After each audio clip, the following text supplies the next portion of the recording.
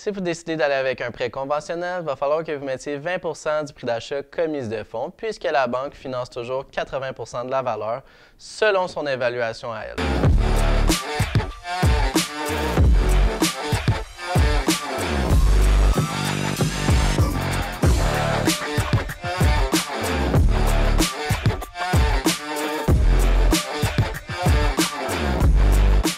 Salut tout le monde, ici Anthony Vallée, courtier commercial chez PMML. La capsule d'aujourd'hui s'adresse à tous les gens qui commencent en investissement immobilier ou bien qui désirent investir prochainement.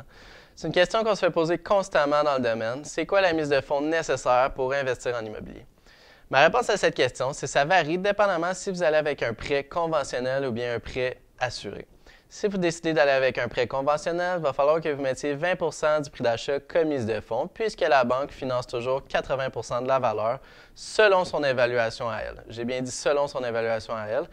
Il y a une exception à cette règle, c'est très rare, mais dans le cas que vous payez l'immeuble plus cher que l'évaluation de la banque revient, il va falloir que vous payiez la différence entre le prix d'achat et l'évaluation de la banque, en plus de votre 20 de mise de fonds.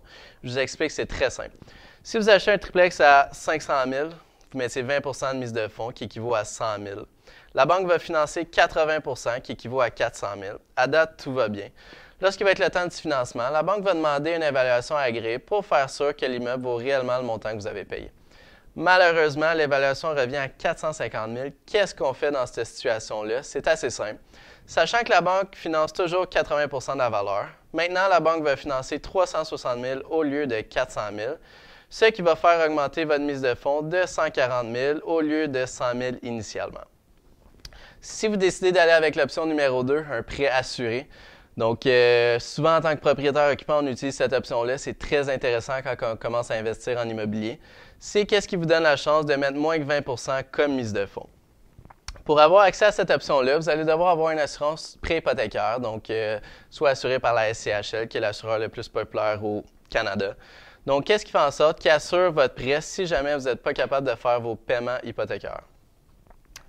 Dans le cas que vous allez avec cette option-là, vous allez avoir 3 options de mise de fonds minimum qui s'offrent à vous, dépendamment du type de propriété à revenu que vous allez acheter. Si vous achetez un duplex, la mise de fonds minimum en tant que propriétaire occupant va être de 5 Si vous achetez un triplex ou un quadruplex en tant que propriétaire occupant, la mise de fonds minimum va être de 10 Et dans l'optique que vous achetez un 5 logements et plus, sans nécessairement être propriétaire occupant, mais vous allez avoir un prêt assuré quand même, vous allez pouvoir mettre 15 de mise de fonds minimum au lieu de 20 Pour conclure, vous avez donc 2 options qui s'offrent à vous. Soit que vous allez avec un prêt conventionnel, que vous allez mettre 20 de mise de fonds, soit que vous allez avec un prêt assuré, qui vous donne la chance de mettre entre 5 et 15 de mise de fonds au lieu de 20 dépendamment du type d'immeuble que vous achetez.